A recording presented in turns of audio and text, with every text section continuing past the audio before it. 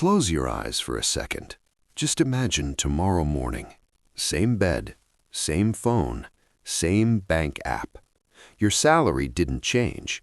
Your balance looks fine. But the moment you step outside, something feels off. Coffee costs more. Gas costs more. Groceries feel lighter. Bills feel heavier.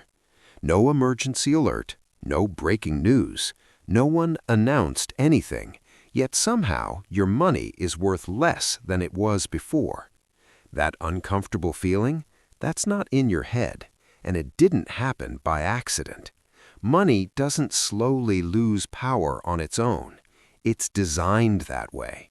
And once you see how the system works, you can't unsee it. 100 years ago, money was a thing. Gold, silver, paper backed by something real. If you held it, it had value because it was value. Today, money is a promise, a number on a screen, a record on a server, a shared belief that it will still work tomorrow. That shift changed everything. Because when money is limited, it's hard to control. But when money can be created, control comes with it. Most people blame governments. That's only part of the story. Governments spend, but the real power sits somewhere quieter. Central banks.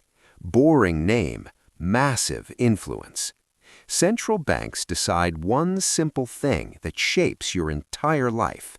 Is money cheap or is money expensive?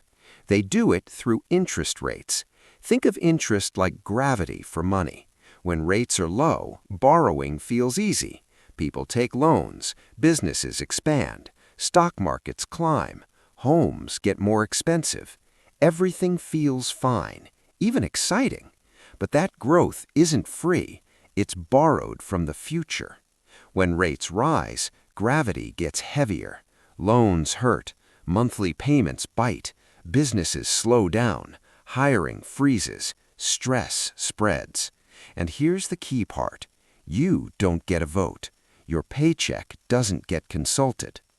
Now let's talk about banks, because this is where things get uncomfortable.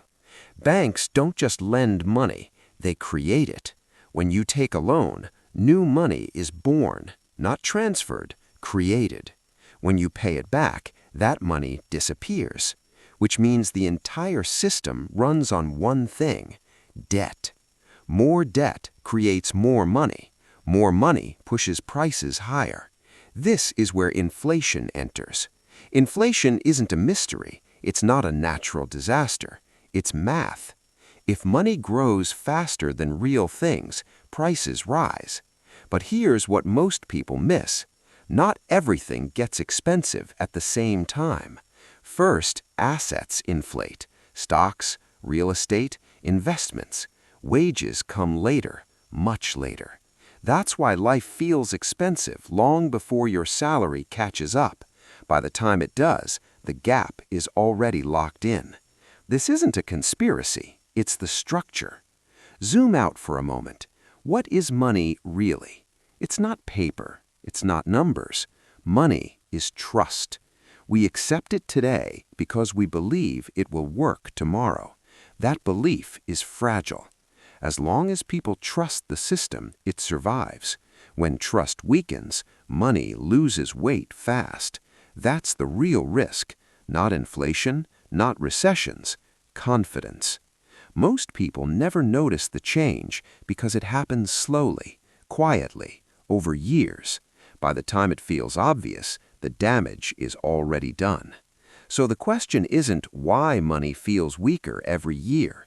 The real question is this: if money only works because we believe in it, how long longer can that belief hold? Because when trust breaks, prices don't crash first. Faith does.